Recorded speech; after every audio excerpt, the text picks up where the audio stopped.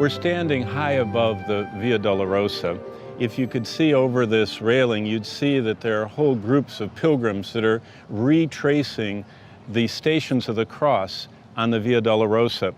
Where we are in the Bible is in Isaiah 53, and let me just read a few words from which the Via Dolorosa has been named. It says in Isaiah 53 that he is a man of sorrows and acquainted with grief. We hid, as it were, our faces from him. This is speaking of Jesus as he headed toward the cross. It says he was wounded for our transgressions. He was bruised for our iniquities. The chastisement for our peace is upon him, and by his stripes we're healed.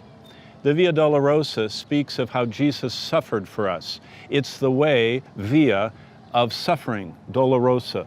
It's the place of sorrows and suffering.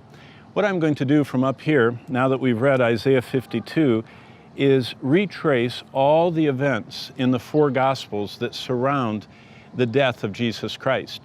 If you, and I'll try and describe so you can see it as I point to it, if you look past this Roman Catholic yellow flag, which shows this is an official Catholic monument, the furthest object you can see is a cream-colored spire and kind of a conical lead gray dome. That is Mount Zion. You can see from where we're standing Mount Zion. Mount Zion is the place of the upper room, the Last Supper, and Jesus meeting with his disciples. So on that last night before the cross, Jesus was right there. And he went from the Last Supper, that final Passover, after he taught them, and we're in John 14, John 15, John 16, Jesus was teaching them, and then it says he got up and told them it was time to go to the Garden of Gethsemane. Now, if you follow me, I'm going to walk across the horizon here. We're going from Mount Zion, past that curved top Herva synagogue, past the Jewish quarter. You see the buildings going down, and then you see another big minaret, and then a gray top, that's Al-Aqsa. Keep going this way, another Station of the Cross, the Dome of the Rock. Keep going to the left, past the Austrian flag, and straight through. If you look just to the right of this giant minaret right here, all of those green trees, that is Gethsemane. You can actually see Dominus Flevit and the golden top of the Church of Gethsemane. So right there, Jesus went from the upper room, Mount Zion, walked all the way across to Gethsemane. And there, the scriptures say that he prayed. He actually was praying for us in Gethsemane. And he prayed for us who would come, John 17, and then in John 18, he is there sweating, as it were, great drops of blood when soldiers from the high priest, now think right there where the Dome of the Rock is where the temple was. And 600 soldiers and the high priests and all of their assistants took the contingent over to Gethsemane, arrested Jesus, and brought him to Caiaphas's house. And if you go back to the Herva synagogue, the white dome, right behind that is where the high priests live. And Jesus was kept there until dawn.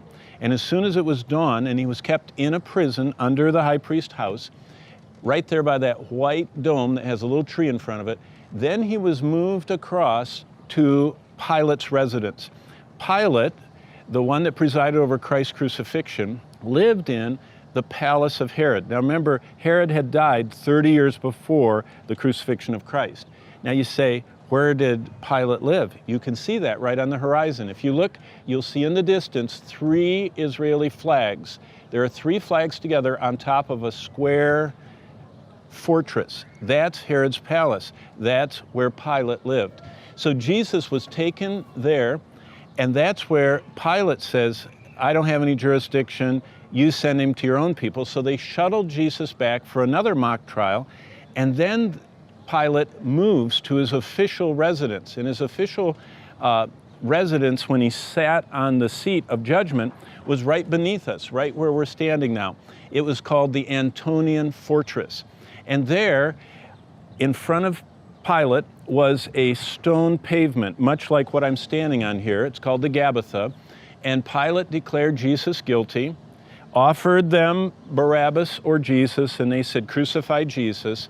And then Pilate had him scourged. And there in that fortress, they tied Jesus to a pole, and with this long whip with sharp glass and metal and large objects on it, on long leather strips, a Roman soldier gave him scourging. Many prisoners died during the scourging. Often during the scourging, the ribs and the bones would be exposed because the flesh was torn off. But after Jesus endured those sorrows, that's what he did for us. The Via Dolorosa, the way of sorrows, Isaiah 53, he bore our sorrows and our iniquities. But after he was scourged, he took his cross and walked to be crucified. And if you look now in the distance, you can see right under this flag, you see two gray domes. One has a big gold cross on it, and then to the right, there's another bigger gray dome, and that dome has a small cross on it. Those two gray domes beside each other, the furthest thing in the distance you can see, is called the Church of the Holy Sepulcher. The Church of the Holy Sepulcher is built over a quarry. It's built over a spot that was outside the walls in Christ's time. It was built in the spot where most likely crucifixions occurred. So Jesus was taken from where we are, the Antonian fortress, to the Holy Sepulcher, which was Calvary, and crucified. Now the Protestants, evangelicals like us, don't like that site, not because of archaeology, just because it doesn't look very nice, and they have chosen a different one. If you look this way, right there in front of me, over this rooftop, is a lot of little archways. That's the back side of the Damascus Gate.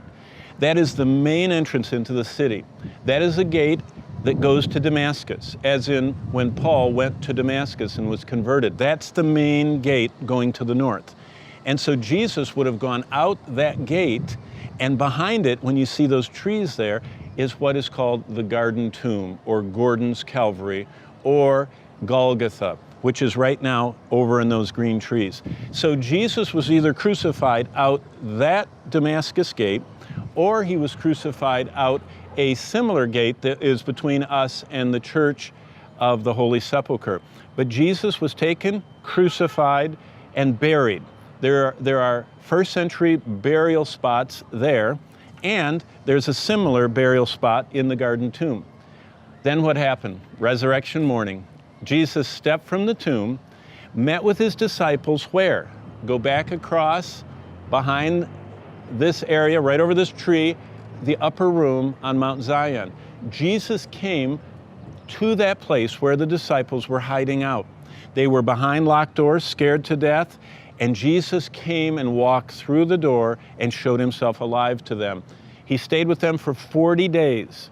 And then, the last thing I'd like to show you is directly this way. If you follow the horizon and go from the upper room, it's the same way Jesus went on the night of the Last Supper in Gethsemane, but right between this close minaret and that gray, black, cross-covered church dome right there, between the two is a church spire. That spire is actually the Church of the Ascension. And if you look there, that is the spot where Jesus went, brought his disciples, spoke with them the last time.